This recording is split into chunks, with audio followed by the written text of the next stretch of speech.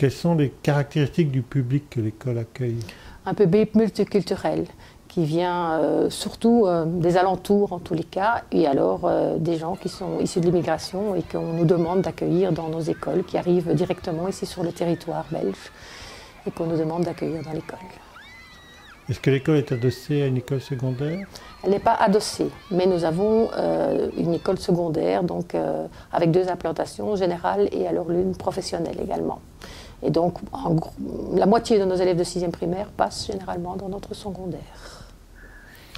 Quelle serait la caractéristique principale de l'établissement que vous voudriez mettre en évidence?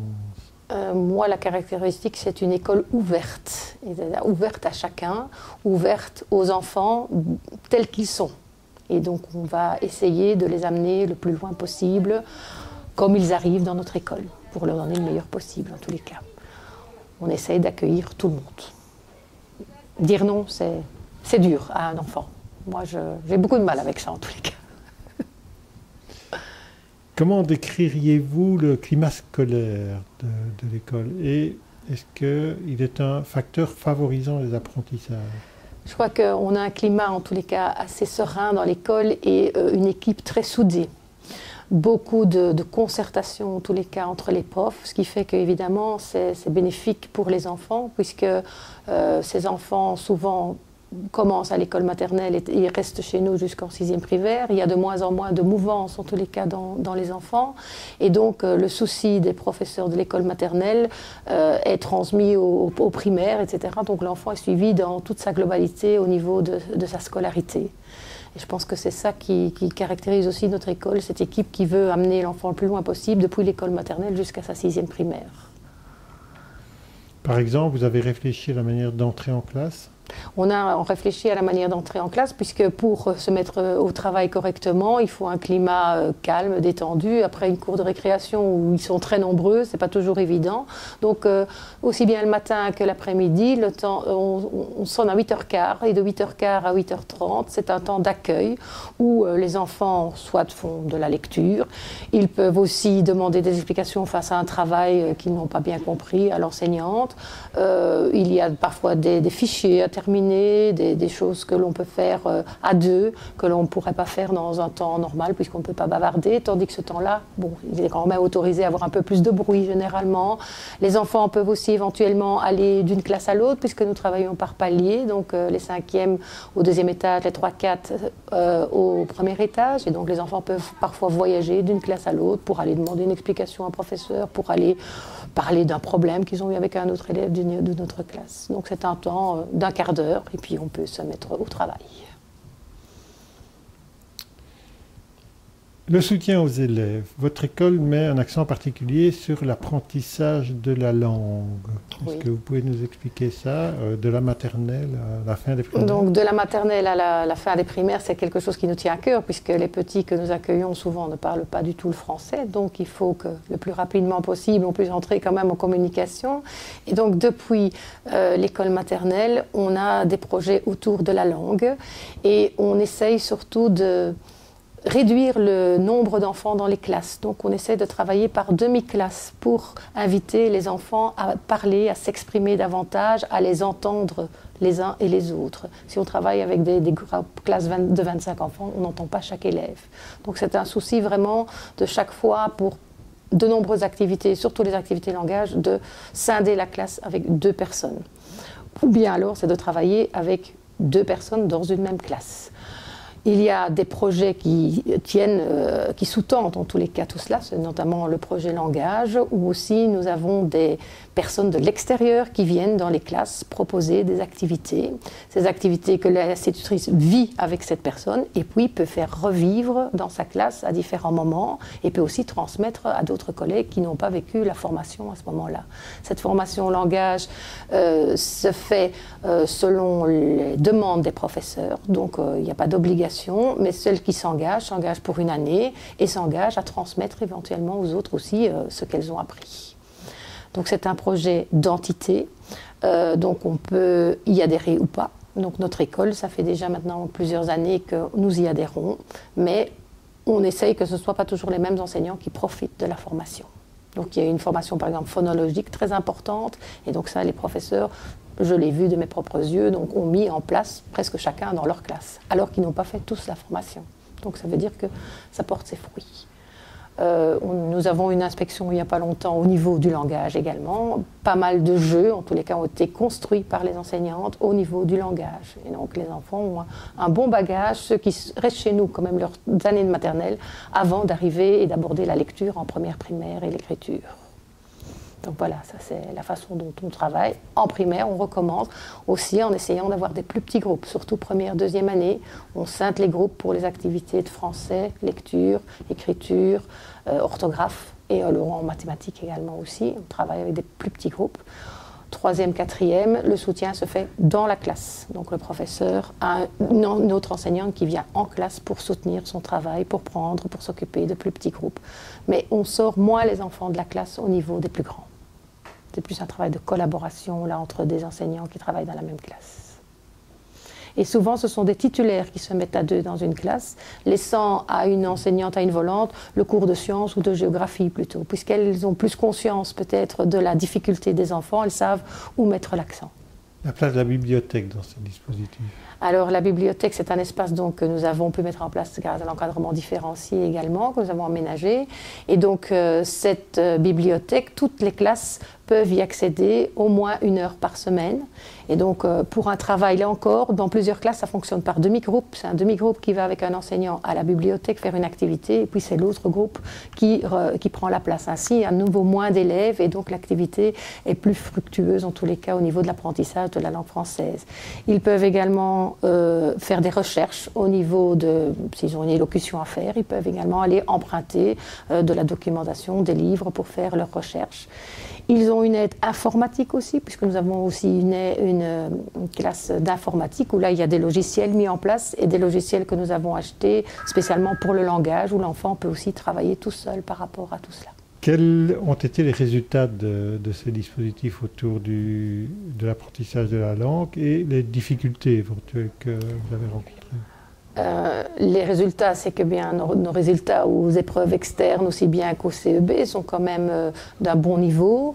Nos résultats par rapport au secondaire, on nous dit quand même que nos élèves, eh bien, au niveau français, ils s'en sortent. Donc on est très heureux de cela. Aussi, le passage entre maternelle et primaire, on voit aussi tout le travail qui a été fait en maternelle. Les primaires peuvent partir sur des bases solides en tous les cas. Si l'enfant a fait toutes ses maternelles chez nous, elles savent exactement où ils en sont et sur quoi elles peuvent construire. Ça, c'est important.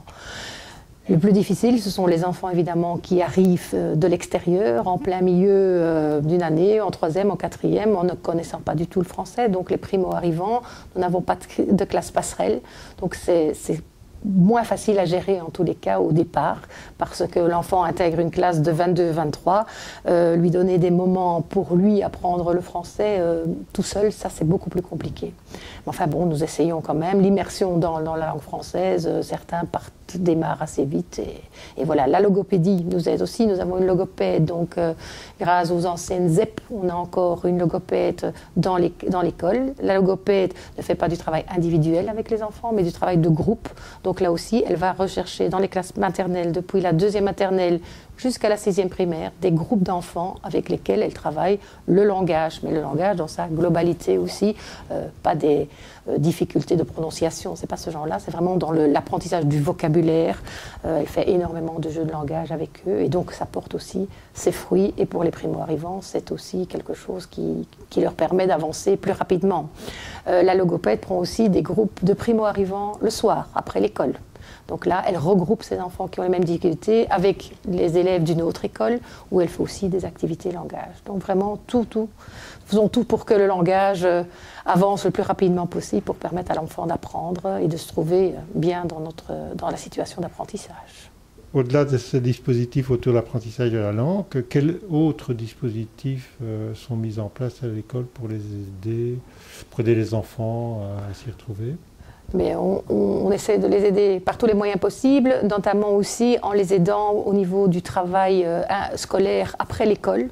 Donc il y a une étude qui est plus ou moins dirigée, parce qu'à l'heure actuelle, nous avons énormément de demandes. On se rend de plus en plus compte que les enfants ont des difficultés à faire leurs devoirs à la maison. Ils ont besoin d'une oreille attentive ou quand même de parfois l'une ou l'autre explication.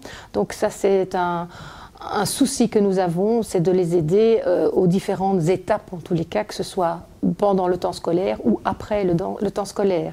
Nous aidons aussi les familles qui ont besoin d'avoir recours à des logopèdes. Eh bien, la logopède va essayer de leur trouver des aides extérieures. Et nous nous mettons en relation avec ces aides extérieures pour avoir un suivi de l'enfant et pour voir comment ça se passe à l'école, pour voir comment ça se passe chez la logopède. Donc, ce sont toutes des choses qu'on essaye de mettre en place pour que le suivi soit le meilleur possible, qui sont extérieures même à l'école. On ne se limite pas au temps scolaire. On va au-delà. Et on va au-delà de l'apprentissage de la langue dans le projet DAS et Psychomote? Oui, dans le projet DAS, Psychomote, enfin, ce sont aussi des projets d'accrochage scolaire que nous vivons surtout sur le temps de midi. Et il y en a l'un ou l'autre qui est aussi le soir. Par exemple, nous avons un projet avec l'ULB, la Scientothèque, au niveau des sciences, mais c'est pour être plus à l'aise en mathématiques, pour apprendre une autonomie de travail également. Nous avons un projet coup de pouce, donc ça c'est pour les élèves de 5e année qui ont des difficultés. Par le biais de l'ordinateur, on essaye de remédier à leurs difficultés. Le projet pour les petits de 1e et 2e, c'est aussi au niveau du langage et de la psychomotricité. Être bien dans son corps permet aussi de bien apprendre en classe. Donc ce sont tous des projets qui existent à l'heure de midi aussi, donc où des professeurs ont fait les projets et s'investissent dans les projets.